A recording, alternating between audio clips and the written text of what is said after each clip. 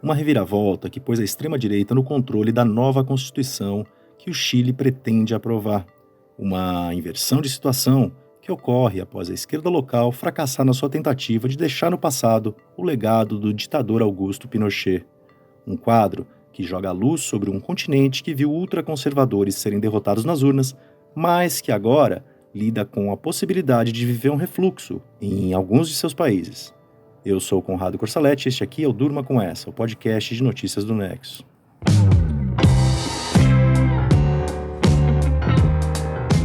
Olá, eu sou a Letícia Arcoverde e estou aqui com o Conrado para apresentar esse podcast que vai ao ar de segunda a sexta no início da noite, sempre com informações instigantes que podem continuar a ecoar por aí. Segunda-feira, 8 de maio de 2023. Dia seguinte à eleição para a escolha dos integrantes do Conselho que vai discutir uma nova Constituição para o Chile. E quem saiu vitorioso da votação popular foi o Partido Republicano, representante da extrema-direita local. Foi uma derrota do atual presidente Gabriel Boric, da esquerda.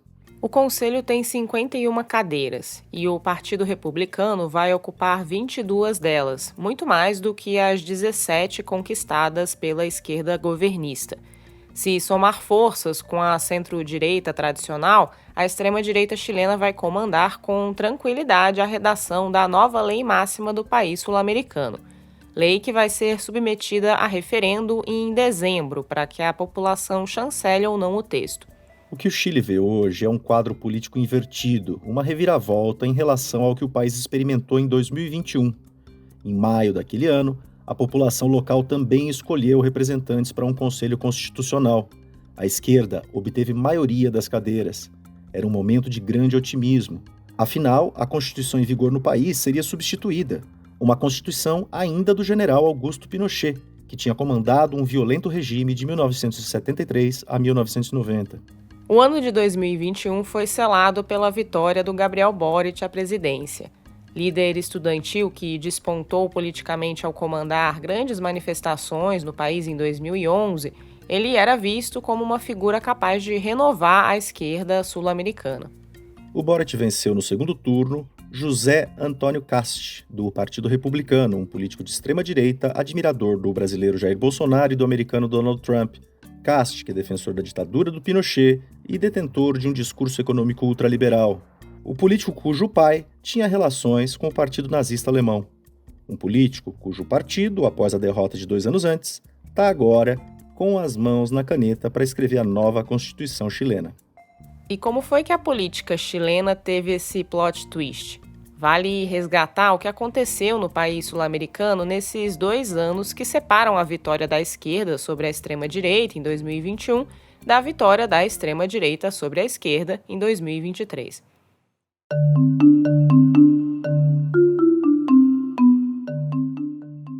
O Conselho Constituinte, formado por maioria esquerdista, apresentou uma proposta que contemplava uma série de questões civis, como o direito ao aborto, e tinha entre os seus principais pontos a afirmação do Chile como um Estado social, que garantiria direitos como saúde, educação, moradia e previdência por meio de políticas públicas. Isso faria com que o país deixasse de ser um Estado subsidiário em que, na prática, o setor privado tem primazia sobre a iniciativa estatal. Mas o ponto que causou mais polêmica foi a proposta de reconhecer o Chile como Estado plurinacional e intercultural, com a ideia de maior inclusão das nações indígenas nas políticas nacionais. O tema foi bastante explorado pela oposição, extrema-direita à frente. O argumento era de que essa denominação criaria bases para uma fragmentação do país, para uma espécie de destruição territorial, com a criação de 2 status de cidadãos, com os indígenas supostamente tendo um status privilegiado. Foi uma visão que o Felipe Loureiro, professor de Relações Internacionais da USP, classificou como distorcida e exagerada, mas foi a visão que emplacou. No referendo realizado em setembro de 2022, a população chilena rejeitou a proposta de nova Constituição com redação liderada pela esquerda. O presidente Gabriel Boric foi à TV no mesmo dia para exaltar a democracia do país e dizer que os chilenos teriam uma nova oportunidade para mudar a sua lei máxima. Os chilenos e chilenas han exigido uma nova oportunidade para encontrarnos e devemos estar à altura deste chamado.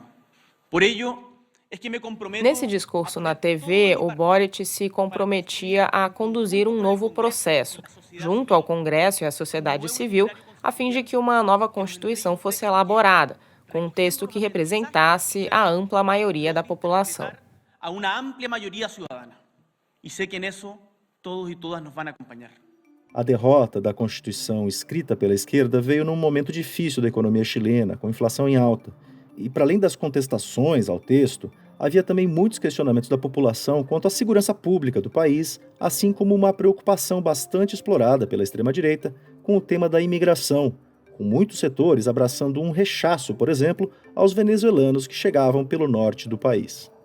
Depois do resultado da eleição para esse novo conselho, que vai debater uma nova Constituição, o presidente Gabriel Boric fez um apelo público. Ele disse o seguinte, abre aspas, o processo anterior fracassou, entre outras coisas, porque não soubemos escutar quem pensava diferente. Quero convidar o Partido Republicano a não cometer o mesmo erro que nós cometemos. Fecha aspas.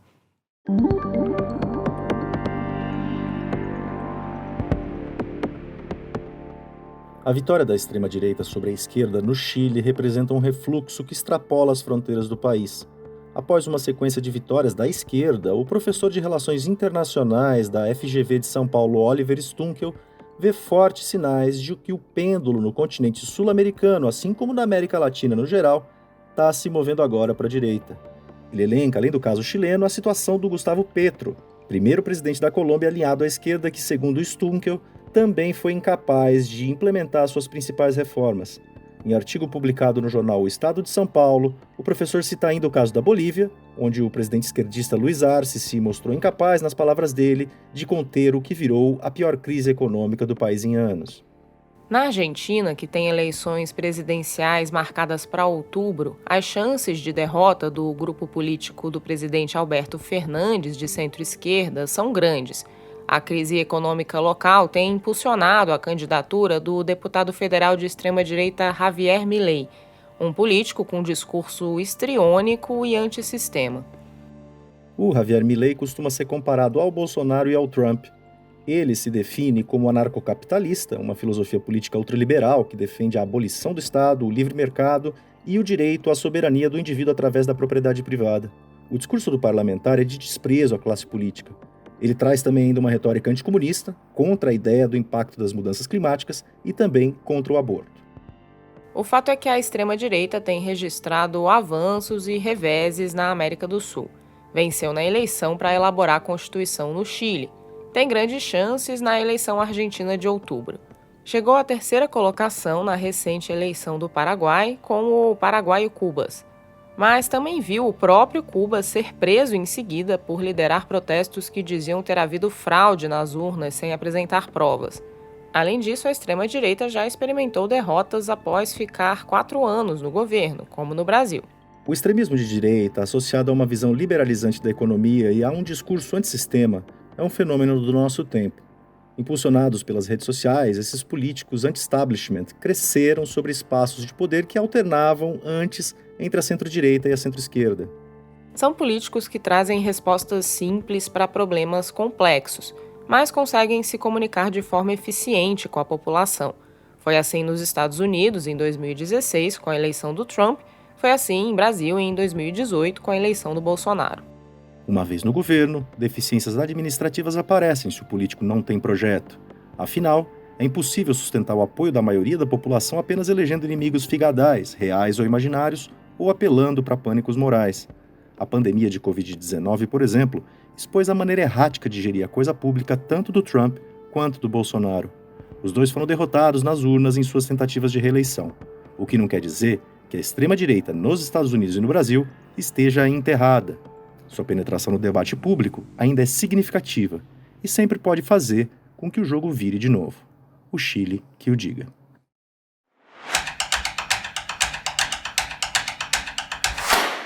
Na semana passada, o Google fez uma ofensiva contra o PL das fake news.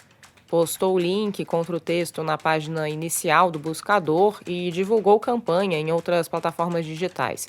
Um estudo da Universidade Federal do Rio de Janeiro mostrou ainda que os algoritmos de busca do Google poderiam ter sido manipulados para favorecer as críticas ao projeto. Diante disso, a Secretaria Nacional do Consumidor, o Supremo, o CAD e o Ministério Público Federal agiram. A Isabela Cruz escreveu sobre o tema. Isabela, esses órgãos reagiram com base em quais legislações? A Senacom, Secretaria Nacional do Consumidor do Ministério da Justiça, atuou como atua diante de serviços abusivos em geral, usando o Código de Defesa do Consumidor. Só que tudo isso é novo quando se trata de serviços digitais. Mas, bom, a Secretaria usou essa legislação para determinar que o Google, entre outros pontos, sinalizasse que a crítica ao projeto era um conteúdo publicitário e veiculasse contra-propaganda voltada a informar devidamente os consumidores sobre o interesse comercial da empresa nessa questão. O ministro Alexandre de Moraes, relator dos inquéritos das fake news e das milícias digitais no Supremo, também entrou no jogo contra o comportamento de Google, Meta, Spotify e Brasil Paralelo. Falando em censura e abuso de poder econômico, ele determinou a remoção pelas plataformas do conteúdo do Google contra o PL e também o depoimento dos presidentes dessas empresas para a Polícia Federal, entre outros pontos. Além disso, o CAD, Conselho Administrativo de Defesa Econômica, abriu investigação contra o Google com base no direito da concorrência. E o Ministério Público Federal, em São Paulo, requereu às plataformas uma série de explicações fazendo referências não só à legislação do consumidor, mas também ao direito constitucional à informação sobre esse tema que é de interesse público. Isabela, quais debates jurídicos o uso dessas legislações levantou? Foram várias as críticas. O texto mostra especialistas em direito digital defendendo que a ação do Google não poderia ser enquadrada exatamente como publicidade, que a Senacom não deveria ter dado ordem para a publicação de contrapropaganda, que o abuso de posição dominante, um conceito do direito da concorrência, não se aplicaria ao caso, ou que Moraes não deveria ter proibido conteúdos. Tudo isso é sujeito a diversas controvérsias. Como me disse Juliano Maranhão, professor da USP e diretor do Instituto Legal Grounds, a Senacom e a decisão de Moraes esgarçam a amplitude de certos conceitos que já estão no ordenamento jurídico atual, como abuso de poder econômico, transparência, censura, para conseguir enquadrar a conduta do Google. E esse esgarçamento ocorreu, como também me disse Anderson Schreiber, professor titular de Direito Civil da UERJ, justamente pela falta de legislação mais específica sobre o tema. Segundo Schreiber, esse episódio de ofensiva contra o projeto de lei, paradoxalmente, acabou mostrando o poder das plataformas de desequilibrar o debate público e a importância da regulação. O texto da Isabela você lê em nexojornal.com.br. No site, você acompanha tudo o que a equipe do Nexo produz diariamente. Tem notícias rápidas que te ajudam a entender o que está acontecendo no Brasil e no mundo. Tem textos de profundidade explicando os temas mais importantes do dia. Tem colunas de opinião e tem gráficos que destrincham dados das mais variadas áreas. Como você sabe, o Nexo é um jornal independente, por assinatura e sem publicidade. Para ter acesso a tudo isso, apoiar o Durma e ainda receber newsletters exclusivas, é só fazer uma assinatura. Tem um link com desconto para você na descrição desse episódio. Países da América Latina vêm tomando medidas para nacionalizar a exploração de lítio em seus territórios. Ou seja, vem agindo para tornar o Estado o principal agente de mercado dessa matéria-prima importante para a transição energética global. O Marcelo Rubissec escreveu sobre o tema para Ponto Futuro, editoria do Nexo, que tem o clima entre os seus focos de cobertura. Bom, quando a gente fala em lítio, a gente precisa destacar que é uma matéria-prima considerada central para a transição energética para fontes limpas. Isso porque as baterias de lítio são tidas como uma fonte de energia alternativa aos combustíveis fósseis. Então, por exemplo, os carros elétricos usam bateria de lítio. Mas justamente por causa desse papel, o lítio tem ganhado uma certa relevância do ponto de vista geopolítico. E quando a gente olha para as maiores reservas do mundo, elas estão na América do Sul, mais especificamente em uma região conhecida como Triângulo do Lítio, entre a Bolívia, a Argentina e o Chile. E a Bolívia e o Chile são alguns desses países com iniciativas para nacionalizar o mercado de lítio de alguma forma. A Bolívia tem isso desde 2008 e o Chile está tentando implementar isso agora em 2023. Outro caso é o do México, que tem medidas parecidas desde o ano passado. De todo jeito, a gente está falando de países que estão tentando aumentar o seu controle sobre esse recurso, que eles sabem que é bem importante nesse momento atual. Nos avanços e reveses da extrema-direita na América do Sul, passando pelo debate jurídico quanto à limitação de poderes das Big Techs e fechando com a nacionalização do lítio, durma com essa. Com roteiro, produção e narração de Conrado Corsaletti, narração de Letícia Arcoverde, edição de texto de Aline Pellegrini, participações de Isabela Cruz e Marcelo Rubissec e edição de áudio de Pedro Pastoriz, durma com essa.